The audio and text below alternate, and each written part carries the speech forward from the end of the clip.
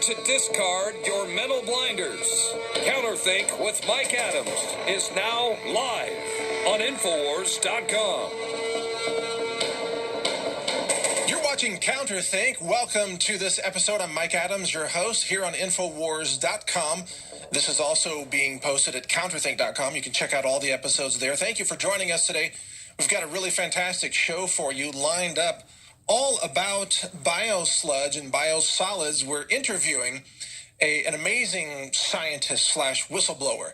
His name is Dr. David Lewis, and he's the author of the book Science for Sale. He's been considered as the science advisor to President Trump, and he is the person who opened my eyes to the issue of biosludge and biosolids. Now, this affects you in a big way because you're eating food that's been grown in human, city sewage, human waste. It's shipped out of the cities and it's spread on the countryside and on the farms. And what this stuff contains will absolutely blow your mind. You will definitely want to hear this entire episode. And Dr. David Lewis joins us a couple segments down the road here. I've got a lot of other interesting points to cover first, but let me define biosludge for you. There's a story about thousands of tons of New York human sewage stuck on a train in Alabama. And this story was the first story for a lot of people that woke them up to this issue of biosludge and sewage. And why is this happening? Well, it turns out that cities, of course, produce thousands of tons of waste. I mean, when you flush the toilet, when the corporations flush and the hospitals flush their medical, sometimes medical waste, sometimes even biohazards go down the drain. Light industrial companies, heavy metals, lots of things go down the drain. And that's all collected into a giant, like a sludge farm, like a sludge collection point. And then the water is separated out from the solids so that it becomes, semi-aqueous, but not a lot of water. And then these solids are said to be safe by the EPA. But they say so based on fraudulent science, and that's what we're going to get into today. Nevertheless, they take this biosludge and they load it onto trucks and trains, and they distribute it across America. And they distribute it usually locally. They take a truck, they load it up with this human sewage and sludge and toxic waste, and they drive it out of the city, and they dump it on a farm field. They go to farmers' doors and they knock on their doors and they say, "Hey, would you like some free fertilizer?" And the farmers are like, "Yeah, we'll take free fertilizer. It's fertilizer." And the city says, "Yeah, it's fertilizer. It's got nitrogen in it. That must make it fertilizer." It's kind of like from Idiocracy. It's got electrolytes. It's got nitrogen in it. It's a fertilizer. And the farmer's like, "Yeah, we'll take some." They don't tell them it's also got heavy metals, it's got E. coli, it's got antibiotic-resistant superbugs, it's got hormone disruptors, plasticizer chemicals, pharmaceuticals, recreational drugs, plasticizers. Did I mention that already? All kinds of stuff in it. And it's insanely toxic. And they don't tell the farmers that. And so the farmers are like, "Oh, we're getting free fertilizer." And then all the sewage gets dumped on their farms. And from there, mass death ensues. Death of the field, death of the forest. They can grow crops in it, but the microbes in the soil are killed because of all the toxins. And then the birds spread it around, and the wind spreads it around, and it becomes almost like a biological weapon. And then farms, we have documented cases for our upcoming film, Biosludge. We've documented farms that have been utterly economically destroyed because of this biosludge that's spread on them. And farmers being almost unable to sell those farms because of the damage and the smell, the horrid, putrid smell. Imagine taking all the raw sewage of a city like Houston or New York City or Seattle or Los Angeles and just dumping it outside your front door. That's what they're doing to farmers. It's the cities dumping on rural areas and dumping on farmers, and we're going to get to the bottom of it right here on Counterthink. So stay with us. We'll come back after this break, and I'll give you a little more information, and we'll talk to Dr. David Lewis. Stay with us. My name's Mike Adams, your host, and Alex asked me to do this show or invited me to do it, and I said, yeah, heck yeah, I'm down with that. Let's do the show. And I asked Alex, what do you want me to cover? And his answer was, anything you want. You just cover anything you want. You just do it. And so I've done a lot of research on biosludge, and that's our topic today. And coming up in about 10 minutes, we're going to be talking to Dr. David Lewis. He's a former EPA whistleblower and scientist who has written a book called Science for Sale. But before we get to that, get ready. You're going to be, I'm going to try not to gross you out in this segment, but I'm going to bring you some actual real news about what's happening here, okay? What goes into biosludge? Now, you know that it's human waste. That's now common knowledge. You know that it's everything that's flushed down the drain. It's hospital waste. It's industrial waste, pharmaceuticals, recreational drugs, light industry, whatever they flush down the drains. It's like people's used, car oil and everything else that goes down the drain. But what if I told you that the dissolved sludge of dead people was also found in the city waste of some cities? That brings me to this story out of Canada. It says a Smith Falls company that dissolves the dead has license suspended. We covered this on Natural News, and I even mentioned it on a previous InfoWars show. But there's a company that has figured out a way to turn dead humans into liquid, and then they dump this liquid into the city sewer system. And it becomes the biosolids that the cities then spread on food crops. So you're literally, it's like a scene out of the Matrix, right? You're literally liquefying the dead and feeding it back to babies and adults through the food supply, because that's what the crops are grown in. It's called fertilizer because it has nitrogen in it. But it's also got, in some cases, the dead liquefied remains of your relatives. And we called this out. We talked about this. And still to this day, almost nobody believes this is happening. But that's not even the worst part of it. Can you guys imagine if you sit here and listen to this Mike Adams, and he's not just talking something that are theoretical or they call it conspiracy theories. This dude does his research and he have his evidence and information to back up what he's saying. He's not just talking out of his head. He's a scientist, have his own lab. He has proof. You can contact him, go to his website, MikeAdams.com or naturalnews.com. Get in contact with him.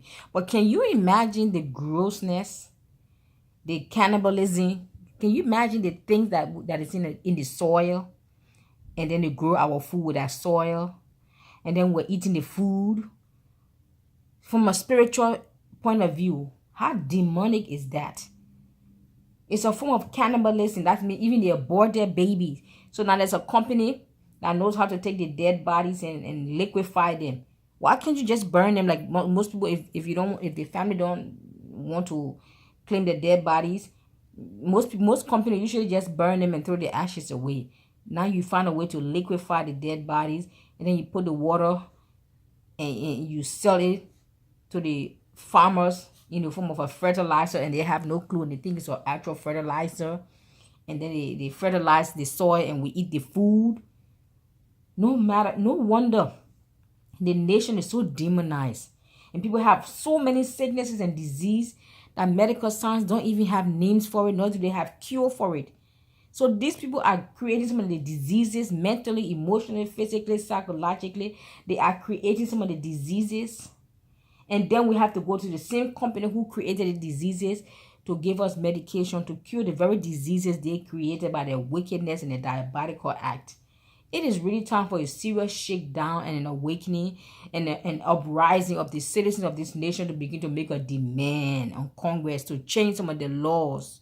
It's time for the church to gather up and begin to organize a spiritual protest and pray that God will begin to dethrone these principalities in the FDA, in the big pharmaceutical industry, the Food and Drug Administration, the food products, the cosmetics products, your lotion. I mean, anything you touch, they have poisoned it with the tentacles and the evil plans. It's time for us to pray, church, that God will dethrone these guys or take them out. Seriously, remove them, change their mind, let them turn or let them be removed. That's the only choice they have. Abortion centers. Now, I'm not even going to ask Dr. David Lewis about abortion because I'm not trying to make this a political interview with him. He's a scientist. I want to ask him about the science of biosolids. But in this segment, before we get to Dr. Lewis, what I'm telling you is that abortion centers, we now know, across America are, how to put this nicely, they're taking the dead fetal tissue and they're putting it down garbage disposals that drain right into the city sewer systems. Not all of them are doing it that way, but some are. And this has come out through videos and articles from, I believe it's the Center for Medical Progress talks about that. And what it means, and we've covered this in Natural News, in this article, new recycling technology is actually cannibalism. Dead people are liquefied, drained into city sewers. And if you look at if you search on my websites for abortions, abortion industry and biosolids, you'll find how the abortion industry is putting the fetal tissue down the drain. What it means is that you are fertilizing crops with aborted human fetal tissue. And in some cases, due to biocremation, the dead remains of actual adult humans, like family members who died, they're being liquefied and put into the sewer system. The thing is, somebody might argue, oh, well, it's green, it's recycling. They used to just bury, Aunt May out in the back 40. And, it was natural, just bury people in the ground. That's what they would say. But today, it's not just a natural burial. It's not like the Native American Indians would just bury people in the ground. It's not being done that way. It's being done with chemicals. And it's being done covertly so that you don't know this is happening. No one from these industries goes public and says, oh, yeah, we're liquefying, aborted babies and we're flushing them down into the municipal water system, or sewage system, and they're turning into biosolids that we're putting on your crops. No one tells you that. No one tells you that story, even though it's true. No one tells you, oh, biocremation, we're going to have a whole new system where we liquefy your dead relatives and dump them down the drain so they become part of the biosolids so you can spread, your, granny, through the sewage supply on your peach orchard in northern Oregon, let's say, or southern Washington. No one's telling you that. And that's my point. This is all being hidden from you. It's covert. It is insidious. There are many ethical questions. There are health questions. There are epidemiological questions. What about the spreading of disease? What about if you're taking this biomedical waste and flushing it down the drain and it happens? You think hospitals properly dispose of everything? No, they don't. Especially, the local low-budget clinics. A lot of that stuff just goes down the drain. And it ends up on farms. And it ends up intermingled with the food supply. And then the food supply ends up being fed to your children. You got to ask questions like E. coli. How did E. coli contaminate romaine lettuce? There was a big safety recall issue. The FDA was part of it. That romaine lettuce was sickening people across America because of E. coli. Well, guess what? E. coli only comes from animals and humans. E. coli doesn't just appear magically out of the thin air. E. coli doesn't just grow on romaine lettuce. It comes from humans or animals. So for E. coli to get into the vegetables, it has to come from somewhere. What if it's coming from the biosludge, the sewage system? They're concentrating all these toxins and then spreading them on food production crops, which could include orchards. It could include corn. I mean, imagine you're growing genetically modified corn on a human feces biosludge, quote, fertilizer with ground up dead babies and dead humans on the crops. And you're eating GMO corn and you're told everything's fine, everything's safe. Don't worry. Don't ask any questions. Keep buying your GMO corn because it's only 59 cents a pound or whatever it happens to be. That's the kind of thing that we are fighting against here. You need to think about where your food comes from. You need to think about where the fertilizer comes from. You need to think about where things go when you flush them down the drain. Where does that end up? And every city in America is a generator of a massive pile of human feces and waste and pollution that's then just spread all over America. And it's the cities polluting the rural areas. It's the northern cities polluting the southern cities in some cases, like we saw with this New York train being stuck in Alabama full of New York poo and sewage. What is New York sewage doing in Parrish, Alabama? Ask that question. Why is there a trainload of feces stuck in Alabama? Because our system is broken. There's so much feces and waste being produced by these cities, they don't know what to do with it. They need to be incinerating it and turning it into ash, by the way, and that way you destroy the chemicals, you destroy the pharmaceuticals, you destroy the plasticizers, the hormone disruptors, the microbes. You need to incinerate it. And it becomes a very tiny mass. 100 tons of feces, of biosludge, might become only, let's say, 1 ton of ash by the time you incinerate it. That's what you need to be doing, but the cities don't want to do that because it costs too much money. So they just take it and dump it on the farmers' fields and dump it in the front yards of farmers who, frankly, are not informed on this issue. They think they're getting free fertilizer. This is the issue that we're talking about here. And, we're going to interview Dr. David Lewis in the next segment. He'll be joining us. And he's going to give us the lowdown on the fraudulent science behind all of this. And I'm going to ask him some tough questions. Is the EPA engaged in systemic fraud? Is the EPA faking the science on this? Why is the EPA legalizing the mass pollution of America with human feces and human waste? What's the solution?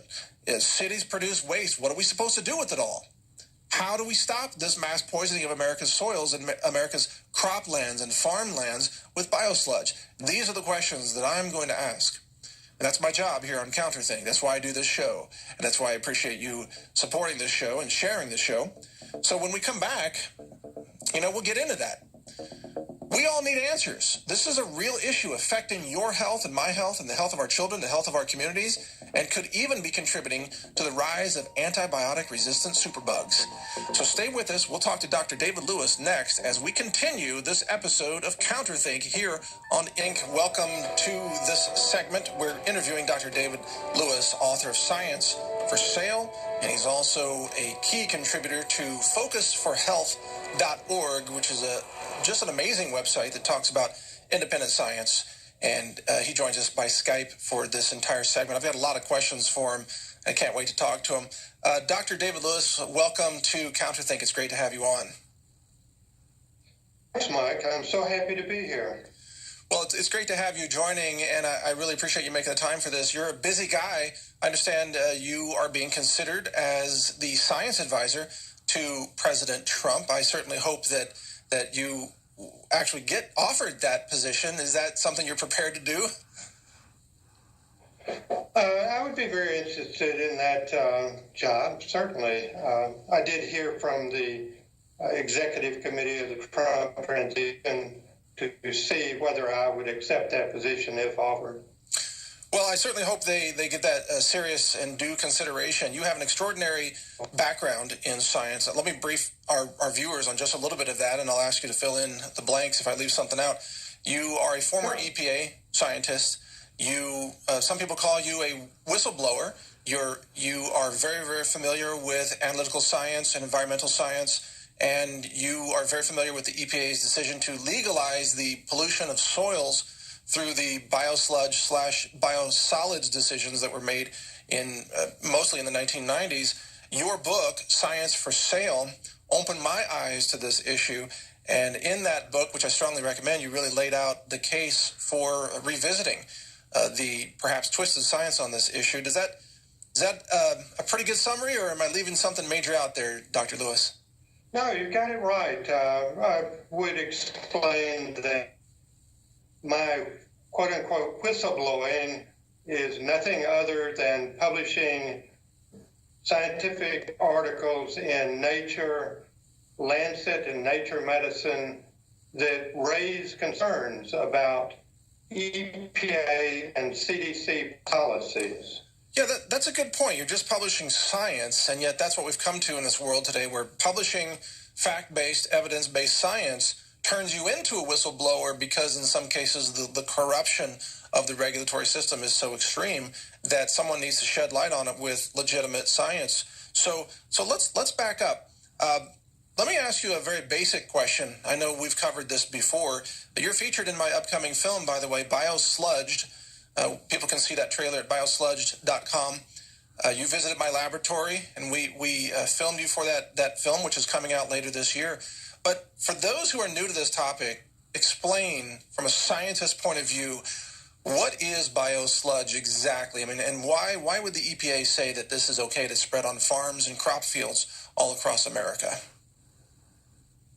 Well, the biosludge is the semi-solid material that settles out at wastewater treatment plants where our sewage goes to in municipalities across the country. It's mostly human feces, but it's got a lot of other waste in there, including industrial waste. The best way to look at what EPA has done, the crux of it is, in the 1970s, 70 in particular, when EPA was created, industry and municipalities ran their chemicals into rivers through a pipe. EPA, under the first Clinton administration, changed that after Jimmy Carter, under Jimmy Carter's presidency, sewage treatment plants were created across America to where the pollutants that were in the water became concentrated in the solid material, the biosludge that settles out at waste treatment plants. And the difference here between having infinitesimally small concentrations of pollutants going into the rivers and diluting out in the oceans, getting carried away from the human population and settling out in the sediments at the bottoms of the oceans, is it's now concentrated millions of times higher and spread on land all around us and unregulated. Now, your audio is a little bit choppy. We got most of that. I would just caution our viewers, or urge our viewers, listen in, because this interview is extremely important to understand. And if I could just restate what you said, Dr. Lewis, before the EPA legalized this, the contaminants and pollutants were at much lower concentrations as they were being released into, let's say, waterways or various oceans.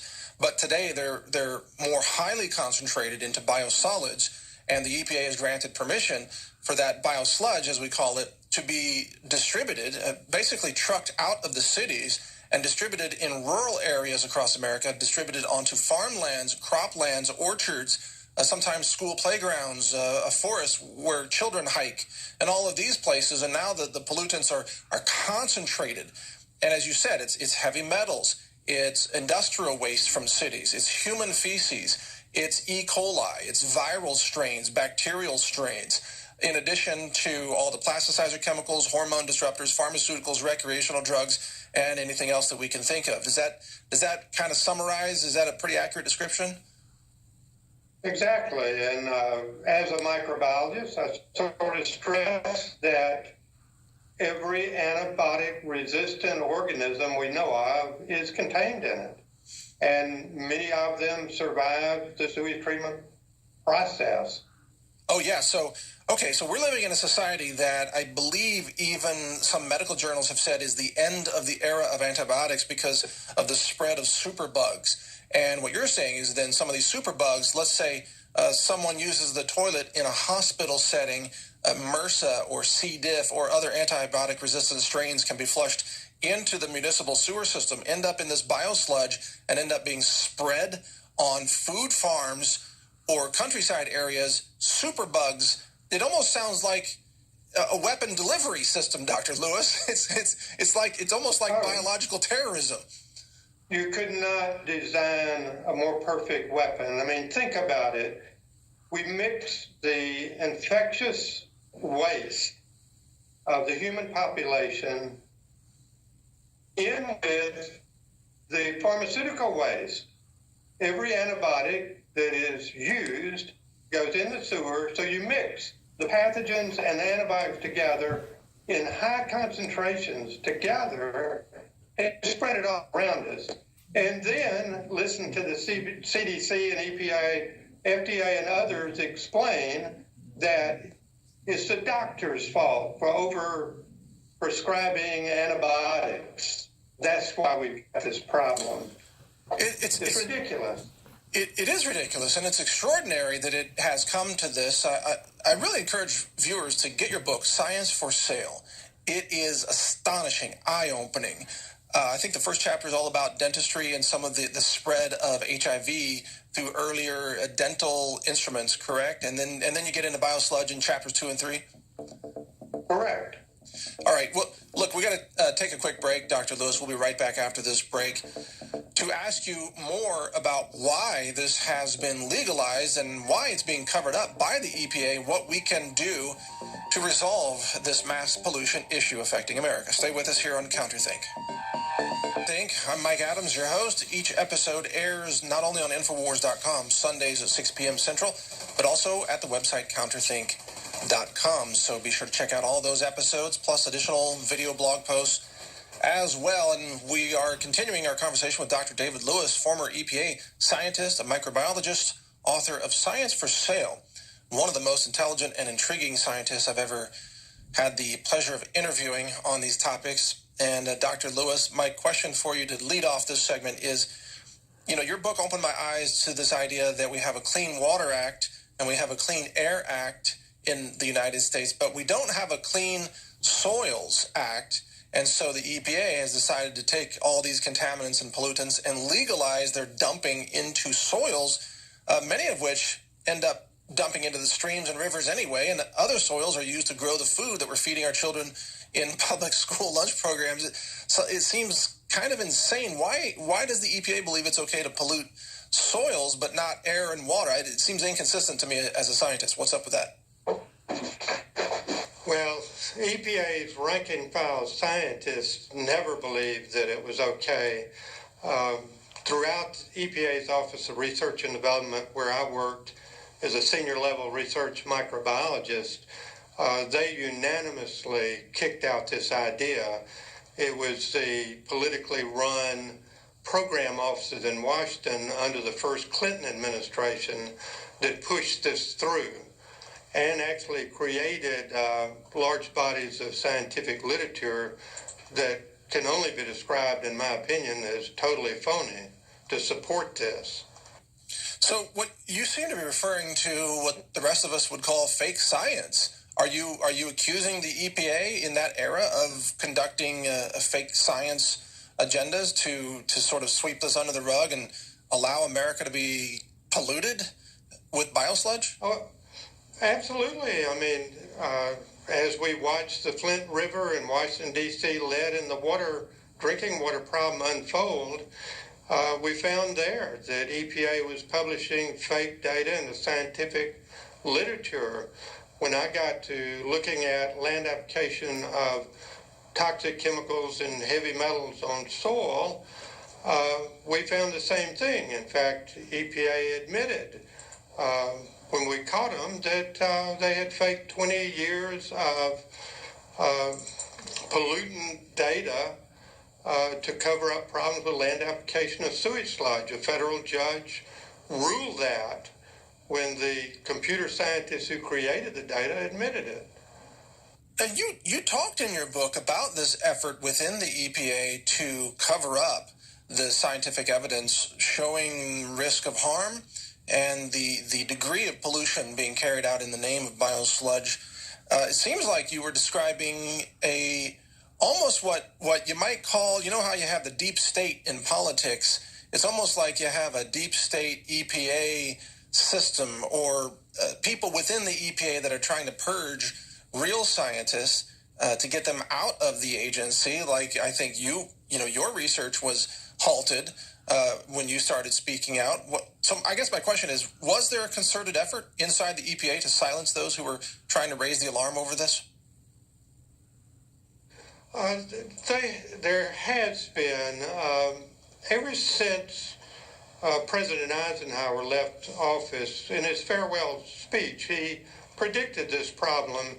It just naturally comes with massive federal funding of scientific research by federal agencies. Just naturally, they're going to channel all of that effort and funding into supporting whatever political parties they policies they come up with.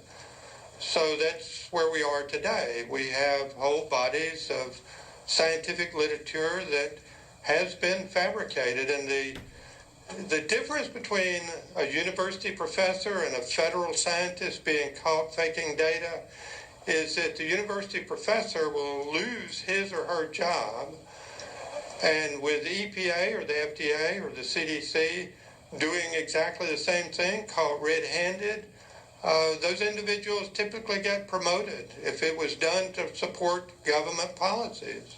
Yeah, that is extraordinary. I mean, you're describing a systemic scientific fraud agenda inside the EPA. And as you mentioned, it's probably not limited to just the EPA. The FDA has been known for being engaged in a lot of fraud when it comes to covering up the harm of certain pharmaceuticals, for example, that were left on the market while they were killing people in order to protect those profits. The CDC has been under fire for similar things. The EPA today, though, is run by Scott Pruitt. And Scott Pruitt, not long ago, came out with a new initiative to try to bring transparency to the EPA, to say that key regulatory decisions by the EPA should be based on science that is made transparent so that members of the public and also public scientists can weigh in or at least see the basis upon which these decisions have been made. Do you support Scott Pruitt's effort within the EPA to bring more scientific transparency to the regulatory agency? Absolutely. I mean, Scott Pruitt, one of the first things he did was ask the Inspector General